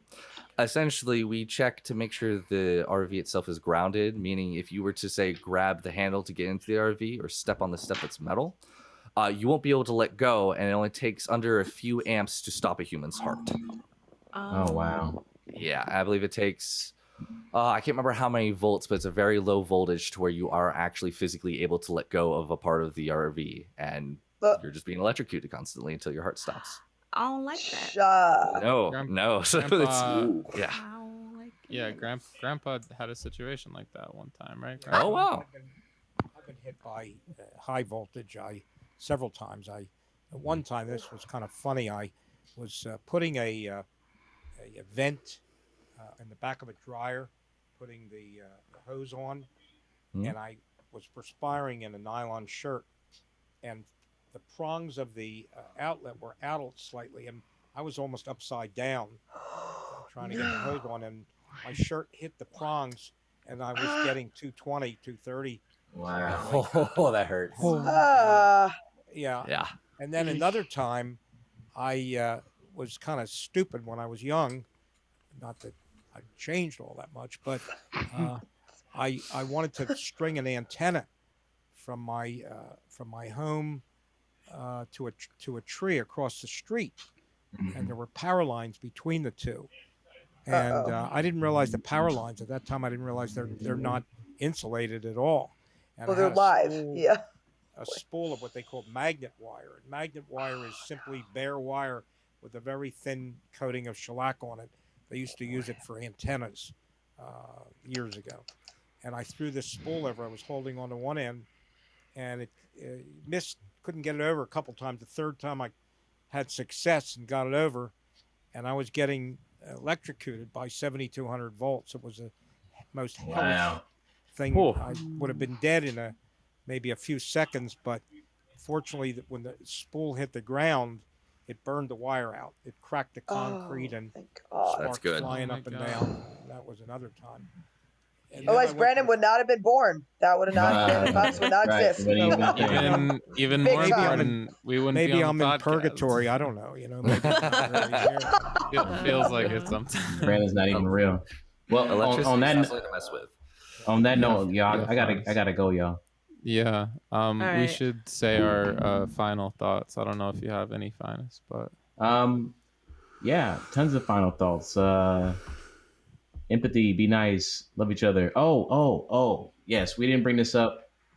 It's shame for the 8 lives lost over in Georgia, or was it Georgia? Yeah. Colorado. And in Colorado. Boulder, Colorado, and Atlanta, Georgia. There have been 2 mass shootings. It's like sad things. I've been thinking about it a lot, but I didn't. But yeah, it's a really, really terrible thing, and I'm so sorry for everybody that was lost. Yeah. But that's a whole story. Yeah. All right then, y'all. Have a good week, Phines. Have a good week, y'all. See ya. See ya. Bye. Yeah. Benin, Any final thoughts? I guess we can go around and then end the episode. Okay. Well, first of all, thanks everybody who came on and shared, because it's not easy for anybody to share this kind of thing. But regardless of whatever anyone is dealing with, never be ashamed to get help. Because if you don't get help, that's when your mental illness ends. Yes. Yeah. Yes, better. Yeah. And I think it's like, I mean, always, but this episode specifically, it's been very vulnerable and sensitive, and all of the guests today, and you, Ben, and Martha, Asher, Brandon, everybody, thank you. I mean, it's like a lot, and at least I know I'm very, very grateful that you guys come on and give your time and do that, and this is family, right? And hit me up anytime for anything. I'm here. So absolutely. I mean that. Thank you, everybody. Sierra. I'm learning something from everyone. I just wanted to reiterate that you guys are all great, and I love like your bravery and your confidence and being able to talk about your struggles and like your triumphs so well in mental health. Like, I getting better at that, but I admire all of you guys so much for that. And I also want to reiterate that if any of our listeners, I'm going to put like links and resources all over the place, but I just want to reiterate for our listeners, like, if you or somebody that you obviously care about is dealing with something, just make sure they know that you're there, you care for them, even if you aren't empathetic, like we talked about, like, or you don't have the tools, or you don't know how to respond. Like, even having people know that, even if you just letting someone know, I don't know how to help you, but I want to, can be so helpful for some people. And just also know, I guess, that if you feel like you have a problem, or someone you know has a problem,